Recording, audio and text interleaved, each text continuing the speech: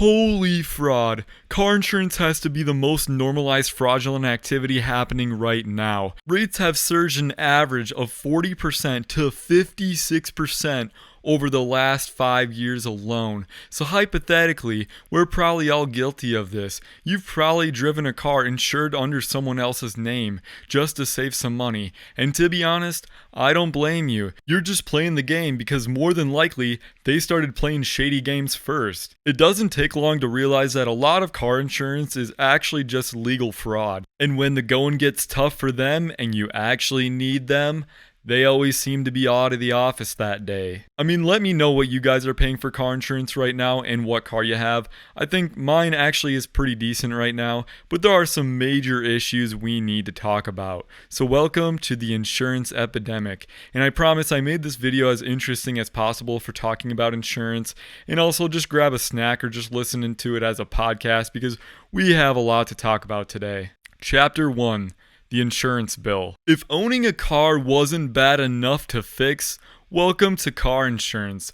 So prior to about the mid-1980s, car insurance was honestly moderately affordable to the average American up until about 2020, or even a couple years before that. It pretty much just tracked normal with everyday inflation. If your bill went up, it was usually because of like a speeding ticket or you just bought a newer car, and I guess it kind of made sense. And I hate talking about COVID, but I have to talk about it to set up the video. And so basically nobody was driving, which meant nobody was crashing. For the first time in probably modern history, average car insurance premiums actually probably dropped about 4.6%. Some companies even sent out like $50 rebate checks just to look like they're actually good. And well, just like wolves wearing sheep masks, this was the perfect plan. So then after that, blah blah blah, microchip issues, can't get parts, very bad. Suddenly, if you totaled your used Civic, the insurance company had to pay around 30 to 40% just to replace it. But we have to save totaling cars thing for later chapter. But anyways, just like Domino's and unfortunately not the pizza, you couldn't get parts and you still can't. If you got into a fender bender, your car probably wasn't in the shop just for a week. It sat there for probably about 3 months waiting for just a bumper probably. And while it sat there, your insurance company had to pay for the rental car you had for 90 straight days. So they had to get their get back, and their costs went absolutely nuclear. And just to add stevia to the top of this cake, people suddenly forgot how to drive. And I'm not talking about just stick. According to LexisNexis Auto Trends report, total traffic violations, distracted driving, shot through the roof. People were crashing harder at higher speeds while looking at their phones, and bodily injury claims exploded. And by 2024, auto insurance was officially driving some massive chunk of national inflation. According to the Consumer Price Index, car insurance rates have jumped over 20% in a single year. The insurance companies bled millions of dollars between 2021 and 2023, and now they are passing the bill down to you and to me. Chapter 2.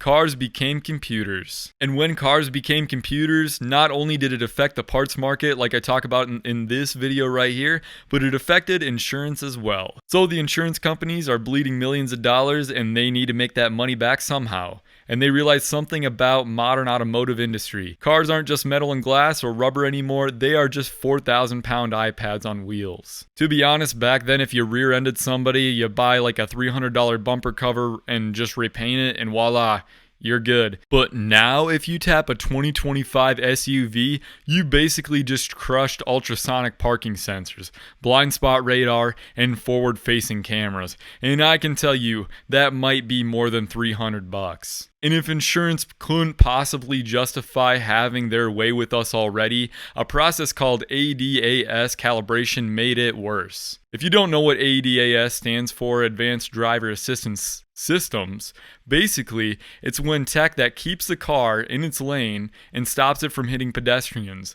When a body shop replaces a windshield or a bumper on modern car, now they can't just hand you back your keys. They have to hook the car up to a computer, run a static dynamic calibration, and then just make sure the car sensors know where the road is. Now, How does that have to deal with insurance? According to 2025 and 2026 industry data, just calibrating these sensors adds anywhere from $500 to over $1,000 to the repair bill. And because it requires specialized techs, shop labor's rates have jumped a lot, like I already talked about. Because of all these computers, cars are getting totaled over absolutely nothing. A 7-year-old luxury car or an EV gets into a minor scrape and the whole insurance company totals it out and sends it to the junkyard because replacing the radar and recalibrating these computers costs more than your car is actually worth. So you're probably thinking, Torque, I drive an older car, I'm safe, I'm good. Well, if you're not aware, this is what really stubs my toe. Insurance companies pool their risk. That means they take massive multi-$1,000 losses they are taking on people crashing their brand new sensor-loaded EVs, and they spread that cost across an entire grid. So basically, they're quietly jacking up your premiums on your older, reliable car to subsidize their repair bills for people driving heavy-tech spaceships. You are literally paying for a screen you don't even own. Chapter 3: Why Everything Gets Totaled. According to the latest 2026 industry crash reports, almost a quarter of all collision claims end with a car being sent to the scrapyard. This is a record high. So if your car is really worth $15,000 and the repair bill is worth $8,000, they should just fix it, right? Well, most people think the car is only totaled if the cost to fix it equals 100% of what the car is worth. And that is entirely false, and probably a lot of you already know that. Depending on what state you live in, insurance companies use the total loss threshold, which is in a lot of states. If the damage hits around just 70 to 75% of the car's value, it is legally dead. They won't even let the body shop try. And you know what really wants to make me step on a Lego? It's because insurers also factor in something called salvage value. Remember how we talked about modern cars being packed with microchips? Well, because of that, their scrap value at salvage auctions like Copart or IAAI is absolute gold right now. Rebuilders and junkyards will pay top dollar for a wrecked car just to strip all the radar modules, LED headlights, and informant screens out of it. So the insurance company does the math. Let's say they take your car's worth at $15,000 and the body shop wants $8,000 to fix it, but the salvage yard tells the insurance company, hey, we'll buy that wrecked car from you for $6,000 just for the parts. The insurance company looks at the numbers. If they pay to fix it, they are out $8,000 and have to deal with a 90-day rental car bill while they wait for your parts. If they total it, they just write you a check for $15,000 and then immediately flip your wrecked car into a Copart for $6,000. They just saved a massive headache, and your perfectly flexible car gets hauled away in a flatbed. They sell your car for parts, and then you get handed an actual cash value check. If we're being genuinely honest right now, that check is almost never enough to actually go out and buy a comparable replacement in today's terrible car market. So what happens? Well, you're forced to go take out a new loan, buy a newer, more expensive car, and guess what? The new car triggers a brand new, wildly expensive insurance policy. They force you out of an affordable daily driver and trap you right back into paying those massive $50 premium hikes. The house always wins. Chapter 4: The Lawsuit Problem. Lawsuits are annoying, and right now there's a massive trend called the third-party litigation funding. You're gonna have to lock in for this one, I promise it means something. Wall Street hedge funds and private investment firms have realized that suing insurance companies apparently is highly profitable. So these hedge funds actually buy into injury lawsuits, and they are like basically just stock investments at this point. They give the plaintiffs' lawyers millions of dollars to drag these cases out of court for as long as possible. And in exchange, the hedge fund gets a massive cut of the final payout. And according to recent reports, litigation finance firms are now in control over $16 billion in assets. They are quite literally treating your car crash as an investment portfolio right now. And you know what really flips my flop about this? These hedge funds are backing the lawyers. They refuse to settle early. They drag the insurance companies through years of expensive legal battles, aiming for something called, I think it's called nuclear verdict. A nuclear verdict is basically an industry term, like when a jury awards a payout of $10 million or more, and these are no longer rare. According to the latest data, liability claim severity has shot up nearly 60% over the last decade, completely driven by these massive $100 million jury awards. So, how does this even affect you? The guy just trying to insure his daily driver? Well, because insurance companies just don't take these massive losses on the chin, they get hit with a $50 million nuclear verdict orchestrated by a hedge fund. They immediately pass that cost down to the customer. That's the rising cost of litigation has effectively become the hidden tax. And according to a recent 2025 report, legal system abuse has inflated insurance losses by over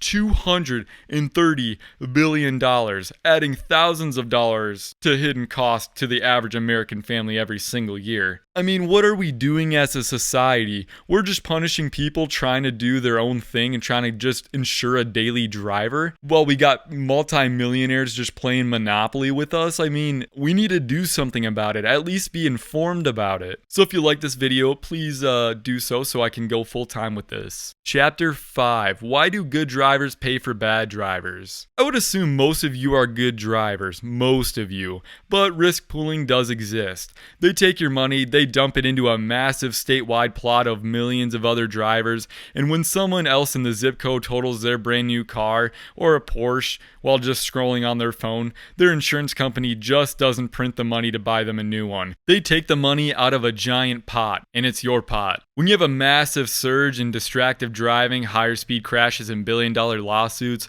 like we just talked about, the pot drains incredibly fast. And to fill it back up, the insurance companies raise the rates on everyone in the pool. It doesn't matter if your car hasn't left the garage in 6 months. If your neighbors are crashing, your bill goes up. And you know what really glazes my donut? Rates have surged over 50% over the last few years. A massive chunk of that population just threw their heads up and said, yeah, I can't afford this anymore. And according to the latest data from the Insurance Research Council, roughly 1 in 7 drivers on the road right now are completely uninsured. And in some states, it's pushing closer to 1 in 5.